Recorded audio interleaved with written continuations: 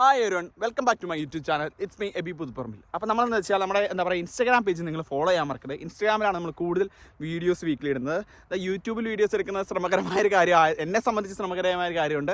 ഞാൻ വളരെയധികം കുറച്ച് വീഡിയോസ് ഇന്ന് വന്നിട്ട് നമ്മൾ UK ബഡ്ജറ്റിനെ പറ്റി പറയുന്നത്. നിങ്ങൾ ചാനൽ ആദ്യമായിട്ട് കാണുന്ന ആൾക്കാരാണെന്നുണ്ടെങ്കിൽ സബ്സ്ക്രൈബ്. അപ്പോൾ 2024 UK ബഡ്ജറ്റ്, അതായത് ഒരു വളരെയധികം പ്രത്യേക ഒരു ബഡ്ജറ്റാണ് UK ഈ ഒരു ബഡ്ജറ്റ്. കാരണം ഒരു ലേഡി അവതരിപ്പിക്കുന്ന ഒരു ബഡ്ജറ്റാണ്. അപ്പോൾ എപ്പോഴും നമുക്ക് എന്താ പറയുക, വുമൺ എംപവർമെൻറ്റ് കാര്യങ്ങളൊക്കെ നമുക്കത് റെസ്പെക്ട് ചെയ്യാം.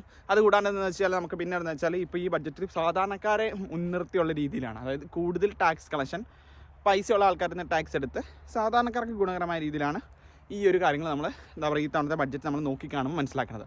അപ്പോൾ NHS പോലുള്ള കാര്യങ്ങളാണ് നമ്മൾ മലയാളികൾ ഉറ്റു നോക്കുന്നത്. കാരണം എന്താ പറയുക, NHSലെ റിക്രൂട്ട്മെൻറ്റും കാര്യങ്ങളൊക്കെ വന്നാൽ മാത്രമേ നമ്മുടെ ആൾക്കാർക്ക് ഗുണമുള്ളൂ. പക്ഷേ റിക്രൂട്ട്മെൻറ്റും കാര്യങ്ങളിലകത്ത് നിരാശാജനകമായ കാര്യങ്ങൾ. കാരണം NHS അടുത്ത 10 വർഷത്തിനുള്ളിൽ ഇവർ NHSലേക്ക് ആൾക്കാരെ എടുക്കുന്നതിനെ പറ്റിയല്ല, നിലവിലുള്ള NHSൻ്റെ പ്രവർത്തനങ്ങളെ എങ്ങനെയൊക്കെ എന്താ പറയുക മൂല്യവർദ്ധിതമാക്കാം എന്നുള്ളതിനെ പറ്റിയാണ് ഗവൺമെൻറ് എപ്പോഴും പഠിച്ചുകൊണ്ടിരിക്കുക. കാരണം ആൾക്കാരുടെ എണ്ണം ഇവിടെ കൂടിക്കൊണ്ടിരിക്കുകയാണ്. അങ്ങനെ മൈഗ്രേഷൻ കൂടിക്കഴിഞ്ഞാൽ രാജ്യത്തിന് ഒരിക്കലും നിലനിൽക്കാൻ പറ്റത്തില്ല.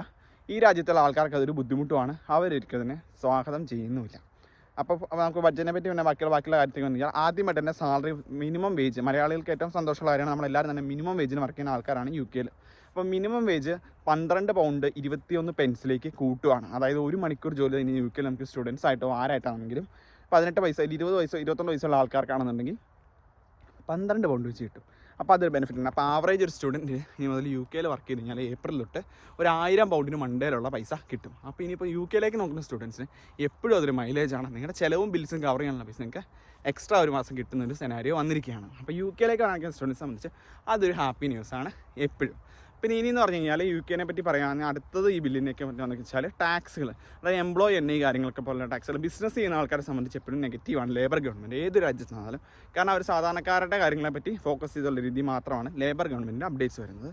അപ്പോൾ സ്റ്റുഡൻസായിട്ട് വരുന്നവർക്കൊരു സന്തോഷ വാർത്തയുണ്ട്. NHS റിക്രൂട്ട്മെൻറ്റ് നോക്കുന്ന ആൾക്കാർക്ക് ഒരു ദുഃഖ വാർത്തയാണ്. കാരണം അവർ NHSന് ഫണ്ടിങ് കൊടുക്കുന്നുണ്ടെങ്കിലും അത് NHSന് ഇമ്പ്രൂവ് ചെയ്യാൻ വേണ്ടിയാണ്. അത് റിക്രൂട്ട്മെൻറ്റ് എന്നുള്ള കാര്യത്തെപ്പറ്റി അവർ സംസാരിച്ചിട്ട് കൂടിയില്ല. അപ്പോൾ എന്താ പറയുക, സ്റ്റുഡൻസിന് ബെനിഫിറ്റ്, NHS ഇരിക്കുന്ന ആൾക്കാർക്ക് ഇത്.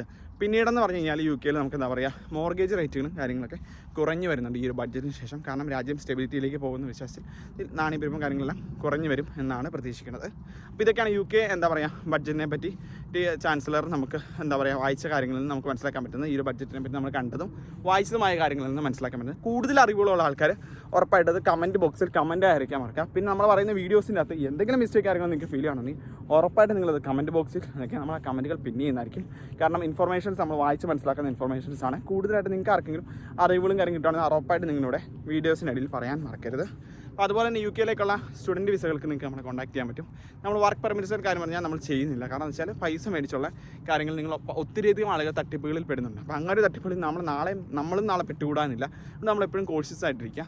ഇങ്ങനെയുള്ള കാര്യങ്ങൾക്ക് വാഗ്ദാനങ്ങൾക്ക് പുറകെ പോയി നിങ്ങളുടെ പണം കളയാതിരിക്കാൻ നോക്കുക. UK എന്താ പറയുക നേഴ്സിംഗ് പോലുള്ള കോഴ്സുകൾക്ക് നിങ്ങൾ മക്കളെ വിടാൻ താല്പര്യം ഉറപ്പായിട്ട് നിങ്ങൾ നമ്മൾ കോൺടാക്ട് ചെയ്യാൻ പറ്റും. ഡിസ്ക്രിപ്ഷനിലും കമൻറ്റ് ബോക്സിലും നമ്മുടെ വാട്സാപ്പ് നമ്പറുകളുണ്ട്. ആ നമ്പർ വാട്സാപ്പ് മാത്രമാണ് അവൈലബിൾ. കാരണം നമ്മൾ മറ്റൊരു രാജ്യത്തിരിക്കുന്നുണ്ട്.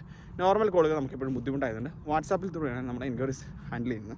അപ്പോൾ ഉറപ്പായിട്ട് നമ്മുടെ കൺസൾട്ടൻസി ആയ ഗൈഡ് ടു ഇറ്റ്സ് ത്രൂ നിങ്ങൾക്ക് സ്റ്റുഡൻറ്റ് വിസകൾ ത്രൂ UK എത്താൻ പറ്റുന്നതാണ്. അപ്പോൾ ആ ഒരു കാര്യം നിങ്ങൾ പറഞ്ഞ് ശ്രദ്ധിക്കാൻ മറക്കണ്ട. Thank you everyone.